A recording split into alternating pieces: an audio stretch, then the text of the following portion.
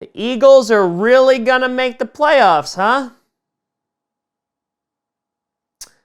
That's a thing.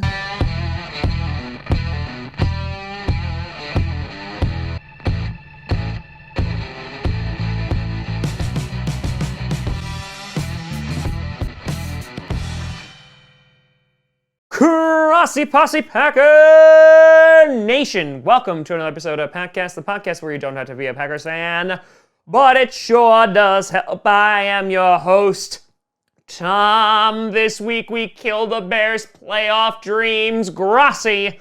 And today what we'll be doing is taking a look back at Week 14 in the NFL, recapping every single game, including the games that were god-awful, and some of the games where, good God, it looked like it was the NFC Championship game. So, let's start off with our Thursday night game, a game in which we streamed, in which you saw the Dallas Cowboys head into Soldier Field to take on the Bears. Now, both of these teams desperately needed a win. The Cowboys, while they do sit on a throne of literal flaming garbage, are losing some ground to the Philadelphia Eagles, and they needed a win. But no one was clapping on Thursday night on the Cowboys sideline. Seriously, they looked like they all wanted to die. And then you had the Chicago Bears, who people are looking around, and they're like, oh man, they've gone through a renaissance. Where's Leonardo da Vinci? Where's Michelangelo?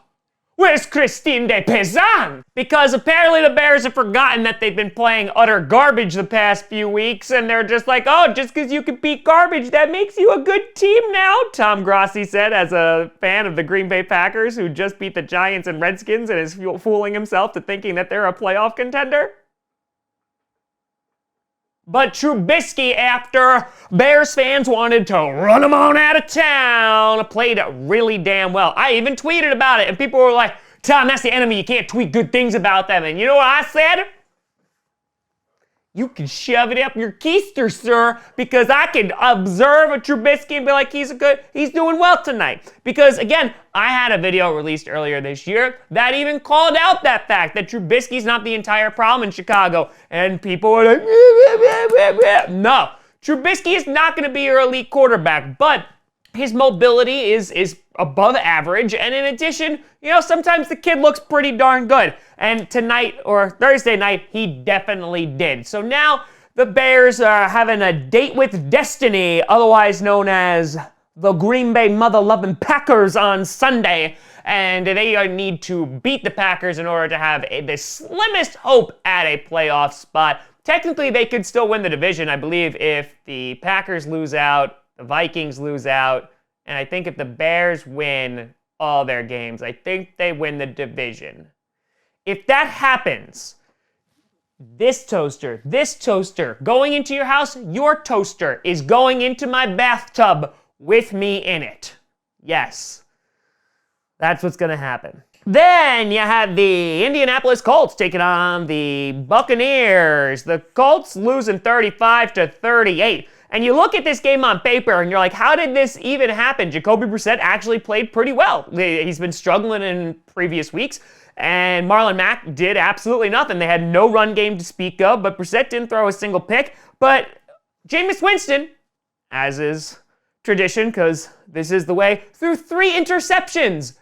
And the Colts still lost. What happened to that defense that was great against the Chiefs a little while back? That's completely gone down the tube. So while the Colts, who seem to be making the best case scenario out of the whole Andrew Luck thing, they were doing pretty well in the first half of the season, have begun to collapse. And so because of that, I think you can pretty much put a fork in the Colts, because once you start losing to the Buccaneers, things are bad. Then you had the Baltimore Ravens traveling into Buffalo, where you park on somebody's lawn, beating the Bills 24-17. This is a great defensive game for both sides. You had Singletary over on the Bills, who had a great running game. Josh Allen looked okay as well. But really, this was a defensive game. Lamar Jackson continued to excel. Threw a pick, but it was a little bit high, then bounced and got tipped a whole bunch into the arms of a Bills defender. Now, really, the only big play was that big play to Hurts that was down the sideline, and that was like the only blown coverage. And after that, they were just kind of like taking shots at one another. The Bills coming back a little bit in the fourth quarter. But overall, I'm really impressed with the Bills here. The Ravens playing a tough team on the road, kind of continue to show why they are the number one team, in my opinion, in the NFL. But they got it done, and the Bills eventually going to be having a date with the New England Patriots, and who knows, maybe they'll be able to take the division from their cold, rotting corpse. Then you had the Lions going into Minnesota and losing 20-7. Blow! 2 interceptions. That's how he played.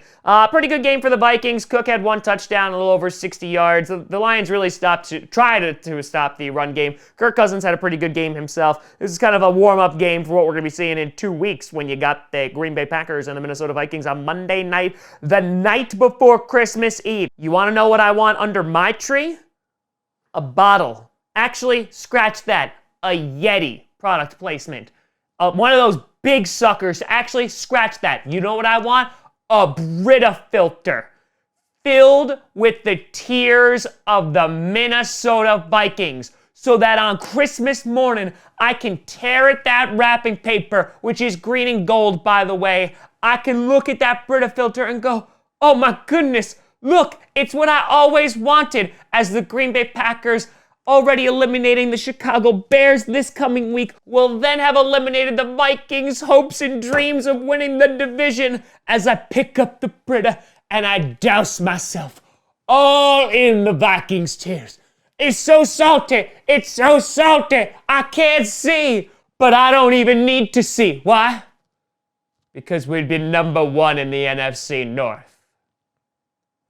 So yeah, I got all that just out of this game. Then, speaking of, you had the Redskins going into Green Bay to lose to the Packers, 15-20. Packers never lost a lead. A lot of people saying that it should have been more. Yeah, it should have. Matt LaFleur said so himself. I'm not upset because a win is a win, but I can identify that this team definitely has problems, and they're going to need to saddle on up if they're going to win these next 3 divisional games, because we right now are in control of our own fate. And if we could get the number 2 spot, that would just be swell. So we'll see what happens there. Then you had the game of the week. You had the San Francisco 49ers beating on the Saints 48-46. Incredible, incredible game. I talked about this yesterday on the rankings episode, but truly remarkable. Both of them looked like Super Bowl contenders, though defense was nowhere to be found. And that's why I think the Ravens are a more balanced team, because they can just play defense. That's a big thing. The fact that they are able to just go in and basically stop opponents is pretty significant. And while this turned into a glorified shootout, you know, I think both these teams will be going deep into the playoffs this coming January. Then you had the game that everyone wanted to see, the Cincinnati Bengals losing to the Browns 27-19. Dalton, who came in like the savior and was like, hey guys, we're going to win us the game. And everyone's like, no, we're tanking. We're trying to suck. And he's like, all right, and he got the memo this week. Threw 1 interception, no touchdown. Mixon, though, had a good game out of nowhere. And Mayfield threw 2 interceptions. Neither teams are good. Neither team is good. Nick Chubb had a nice day, though. Kareem Hunt had a touchdown. So, you know, there's stuff there, but neither of these AFC North teams are making the playoffs. So, yep, there's a whole bag of garbage blowing in the wind. Then you had the Panthers traveling to Atlanta, losing 40-20. I love how the Panthers decided to be like, oh yeah, let's just drop the 40 burger. Kyle Allen is just bad. He's just gotten real bad. Even McCaffrey, you know, did less than usual, even though he's still carrying that team. But Kyle Allen threw 2 interceptions. Devontae Freeman actually had a good game, so that's when you know things are crazy. So the Falcons are doing just enough to make sure that they're not getting a top 10 pick. Good job, Atlanta. Then you had another tank bowl in which you had the Dolphins losing 21 to the Jets 22. No Fitzmagic, even though he was their leading rusher. Sam Darnold looked pretty okay in this game. Robbie Anderson had a big game. But yeah, both these teams are also terrible. And when we're talking about teams that are going to threaten the New England Patriots, it ain't either of these. And you have to laugh a little bit that the Dolphins, you know, gave up Ryan Tannehill for basically nothing, and he's killing it right now in Tennessee. It's a little funny. It's a little funny. Then you had the Chargers putting a 45 burger on the Jaguars. Rivers with 3 touchdowns. And all I have to say about this game is I hope that this is the Chargers team that shows up against the Vikings next week. And even though it might not impact the playoff standings in any way, shape, or form, it's always great to see the Vikings lose. And, you know, listen, if the Chargers could kick our ass, it's only fair if you could do it to the Vikings too, please. Please?